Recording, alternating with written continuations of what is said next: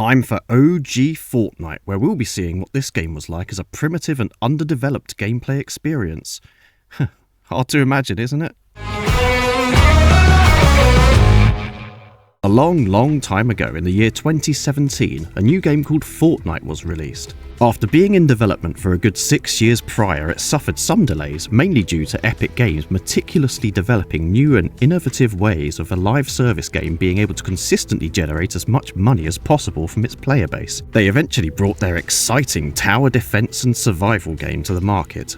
Unfortunately, hardly anyone cared, and not a lot of people played it, partly due to the survival genre having become stale and overdone at this point, but also because everyone and their mums was now playing Battle Royale games, one in particular which will remain anonymous, but needless to say, a lot of players were finding these previously unknown type of battlegrounds to be quite addictively entertaining, and Epic Games, keen not to miss out on another bandwagon, hurriedly put together its own absolutely not derivative Battle Royale variation of Fortnite, and made it free to play, which made it very popular, and the rest is the last 7 years of history.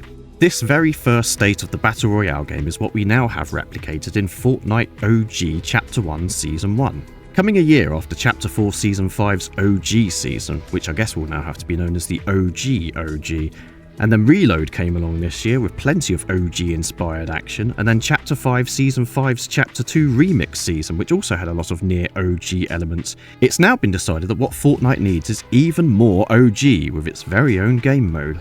So we decided to give it a try upon its launch to see if we could capture the magic of what this game was like as a brand new experience. Team Hammer dropped in, and the first thing which became clear was the sheer lack of loot to be easily found. What we did find, due to the initial absence of skill-based matchmaking, was much more experienced players reliving their old days.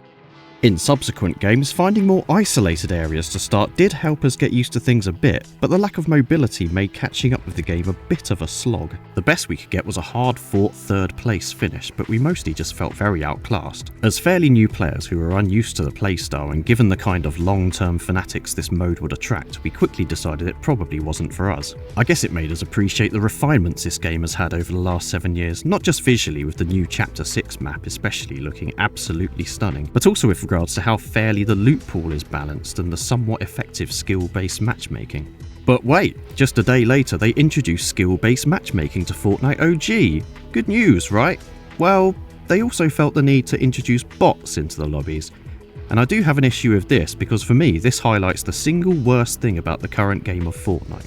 I'll be perfectly honest, I'm far from a highly skilled player of this game, and a lot of that is due to the fact that, well, I'm old, and I have a lot of work to do and kids to look after, so as such I don't have a lot of time to play and get good at this game. I suppose it's players like me in its essence is why Epic feel the need for bots to exist in this game, to make lower skilled players feel accomplished by giving easy eliminations, but it only serves to then catch us off guard, not ever assuredly knowing when the real players are going to show up, and we have to then try and hone in our skills. So of the very little time I get playing, I'm only actually developing my combat skills for maybe 5 to 10% of my playtime, when I could be utilising my playtime better than wasting it cleaning up bots. I really don't mind losing. I'm a big boy, I can take it. I can drop in again, refocus, and try harder to improve, and I could be practicing this for 100% of my playtime. This game has the player count to do this, easily. This early play of OG gave me a taste of what that might actually be like, and I have to say I really enjoyed that aspect. This could have been a good, different, kind of hard mode to really focus on improvement. And yes, I know ranked exists, but in my experience the matchmaking just seems very off-kilter in that, and also there's still bots in ranked, so it just has the same issues. So we have a matchmaking system that doesn't seem to work very well,